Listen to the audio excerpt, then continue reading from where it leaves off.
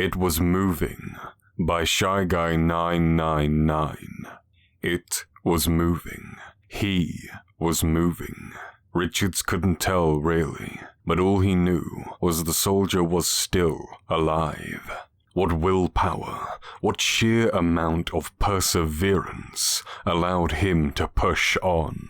The poor man was just a torso, crawling up the edge of a crater. The other half of him floated in a pool of blood and muddy water in the crater's basin. Richards took cover behind a burned-out tank, watching the poor soul slowly squirm to the crater's rim. It was a Krieg soldier, a grenadier, Richards remembered.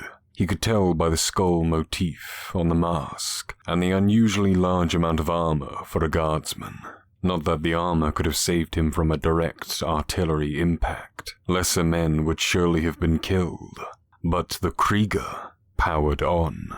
The grenadier crawled out of Richards' view.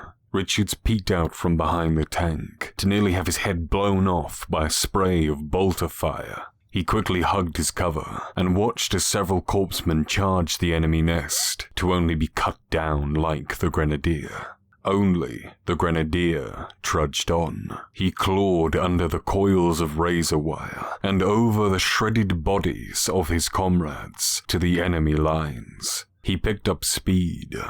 Whether the drive was fueled by adrenaline or fury, Richards couldn't say, but he watched in amazement as the grenadier's crawl sped up. He scrabbled over the rubble of the battlefield, trailing thick smears of warm blood and small bits of entrails and organs behind him. Richard saw him reach under his coat and continue on with one hand up the side of the enemy's ramparts. He pulled out a handful of frag grenades and clutched them by the handle. He strung them over his shoulder armor, around his neck, and over his heart, the sign of the Aquila. He quickly ripped out the pins before flopping into the bolter nest. Richards ducked away just before the explosives went off.